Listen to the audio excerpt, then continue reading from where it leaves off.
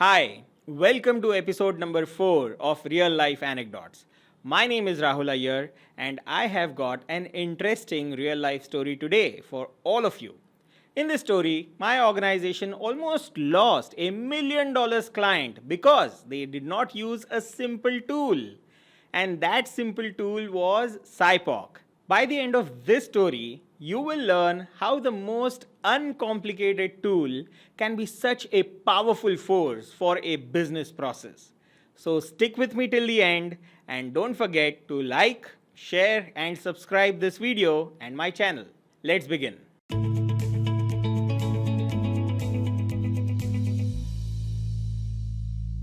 It was 2007. During that time, the telecom industry was considered to boom in the market. I was working as a Six Sigma consultant in a large organization in India. My organization was a third-party vendor. That is, it was the outsourcing partner of various clients across the globe. A UK-based large telecom company had outsourced one of its critical businesses for the first time. And this outsourced business was managed by the organization that I was working with. Before I proceed further, I have to give you some background of the business that was outsourced by the UK-based client. If you were an individual in the UK and wanted a landline phone connection, you would walk up to the closest regional office of this telecom company. Remember, this is 2007. The cell phone market was just launching. There was internet, but not as large as it is today, and people relied on landline phones for communications. At the regional office, you would fill up a customer request form with your own handwriting. This form would be scanned at the scanning center in the UK. This data would come to our organization in India on an application. My organization hired Geographical Information System or GIS experts to review these applications. They would create a map to install a physical landline connection from the closest regional office to the customer's home address. To create this map, the GIS experts would make use of sophisticated satellite images that would tell them the whereabouts of the location. That is, where are the trees, the road, the buildings, any water body, etc. They were able to see everything on the surface of the planet with those images. Their job was to create maps with 100% accuracy. These maps were sent to the field service engineers. The field service engineers would read these maps and then install the physical pipeline and provide the landline connection to the customers. Key metrics for this process were 100% accuracy and a turnaround time of 24 hours. When this process was managed out of the UK, the accuracy scores were always 100%, and it was expected that the India team will also be able to achieve 100% accuracy. The process had gone live in India over 5 months ago, and we were still struggling to meet 100% accuracy. We were barely going beyond 75%. This was a big problem because if we did not meet that target, our organization would pay a huge penalty, definitely into millions. Reputational loss was additional.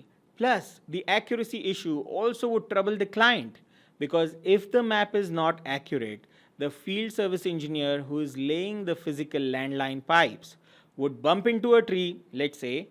He cannot continue further with this map as he was not sure if the remaining part of the map was correct. He had to stop all the work and undo all the digging activity he had done thus far. The entire management of my organization was in chaos. They sent the best managers, trainers, process improvement experts to save this process from being called back. The client was getting frustrated day after day. I was working with another business process in my organization. In the midst of all this chaos, I was asked to do an internal ISO audit for this telecom process. If your organization is ISO 9001 certified, it is a requirement that it should conduct regular internal ISO audits to ensure Process parameters are intact. Now think about it. This telecom process is bleeding penalty. It is red on all its metrics. The organization is receiving huge reputational blows, and I enter the process with an ISO audit checklist. This ain't happening. Meeting any ISO standards would be the last priority of these processes. They would want to ensure that their targets are met first, right? But I had to do my job and they had to entertain me as an auditor. I thoroughly did the audit for 3 consecutive days. On the fourth day, I had the audit report out meeting with the process owner. His name was Raja. As I approached his office for the meeting, as I walked into his cabin, he asked me to take a seat. And before I could say anything, Raja said, I understand you have done an ISO audit for my process for the last 3 days. I'm sure you would have a laundry list of non-compliant findings that you would share with me now. But with all due respect to your hard work, I just want to tell you that I am currently not in a situation to close any findings. I am in need of meeting my targets, which is the priority of my process. Once that is done, I will take a look at your report and will close the findings. I heard that, and with a smile on my face, I said, Raja, I understand your situation. I am not going to give you a laundry list of findings. I am just going to say one thing. You need a SIPOC. I said this and walked away from his office. Raja stared at the closed door in awe, thinking why I had asked him to only create a SIPOC. Raja and I had worked together in the past, so he knew that if I would say something, there would be a definite reason behind it. So, in the next manager meeting, he asked his managers to create a SIPOC of the process and bring it to him next week for review. The managers were also stuck with awe, thinking as to why their manager had asked them to create a SIPOC. But anyways, because the boss had asked, they created a SIPOC and presented it to him the next week. So, they explained that the end customer fills up a handwritten form which is scanned by the scanning center. So, the scanning center is the supplier. The input is in the form of an application that is assessed by our GIS experts in India.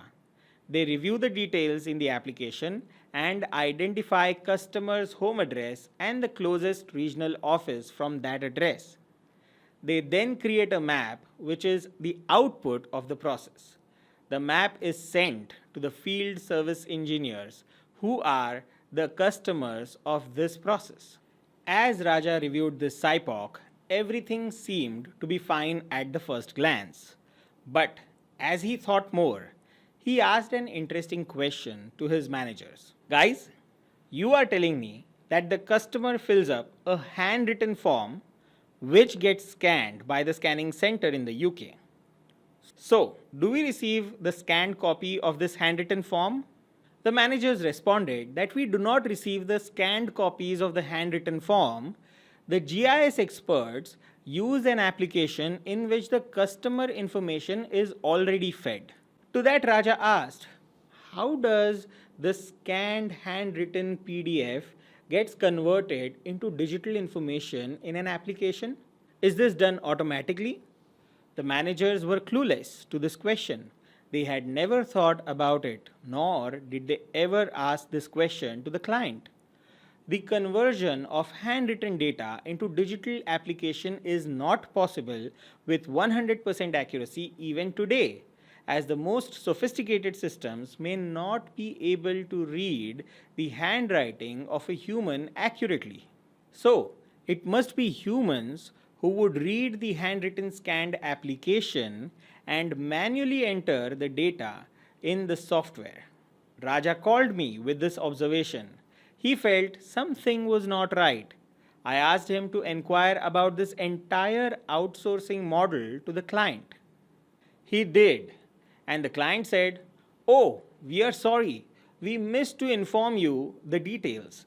Actually, the scanning center scans the documents and sends them to another outsourcing provider in India.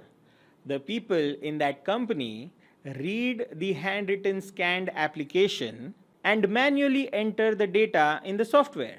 This data can be accessed in the application by your GIS experts. Raja called me again. This time he was more ecstatic as he started realizing the problem was not with his business process. I asked Raja to calm down.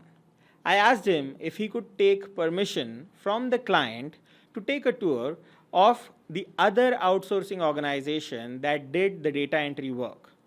When he asked, the client was reluctant, but because of his professional relationship with them, they agreed. Raja and three of his managers and I were invited by the other outsourcing vendor.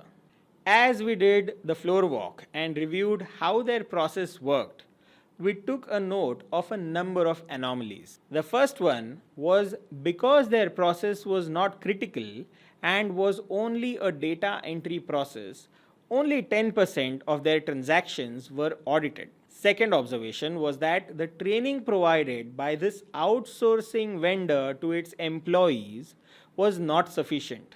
For example, UK and India are two different countries with different cultures. If a customer in the UK wrote that his address is 120 Victoria Boulevard, he may write it as 120 Victoria BLVD. The employees at this vendor company were not thoroughly trained to understand these nuances. The client was relaxed about it because they thought their systems were sophisticated to easily capture these errors and automatically correct them. But that was not the case. There were other similar findings. In a nutshell, we observed that our organization was following the procedures to the T. However, the inputs that we were getting from this vendor organization were flawed. For our SIPOC, the supplier was not the end customer or the scanning center. It was this vendor, and the input was the data entry done by the employees of this vendor organization. After finishing the visit, Raja started jumping with joy because he realized that all of this was really not the issue of his process. But I had to calm him down again. I told him that the client has not observed these findings yet, and unless they do so, they will consider us as the culprit. So, we finalized that Raja would ask the client to increase the number of audits for this vendor organization to 100% for the next 3 weeks. The client was not in agreement. They were already short-staffed, and now we were asking them to do this additional work. Again, the charm and professional relationship of Raja came in handy, and they reluctantly agreed. As the audits of the vendor organization increased to 100%, the auditors in the UK spotted errors and immediately fixed them before this data came to my organization.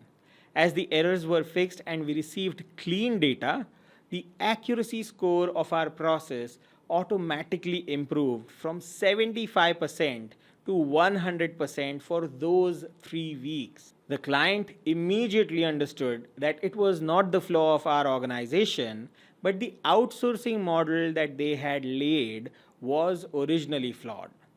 They immediately made corrections in the contract with the other vendor and ensured the right inputs reach us. It was just a few days ago that the client was ripping Raja and his team for non-performance, and they were all set to take the business back to UK. And now the client had refunded all the penalty that was charged and continued their relationship with us. We earned our reputation as a strong vendor and continued to increase our market share in the telecom business. A SIPOC really made a difference and saved our process millions of dollars. That is its true power. I'm no longer a part of that organization, but this case study continues to reach thousands of students to whom I teach. And that brings us to the end of this real-life anecdote. I hope this was helpful. I would love to hear your feedback, so please comment down below. Also, do not forget to like the video and share it with your friends and colleagues. Subscribe to my YouTube channel to receive the latest updates on each episode. See you in the next video.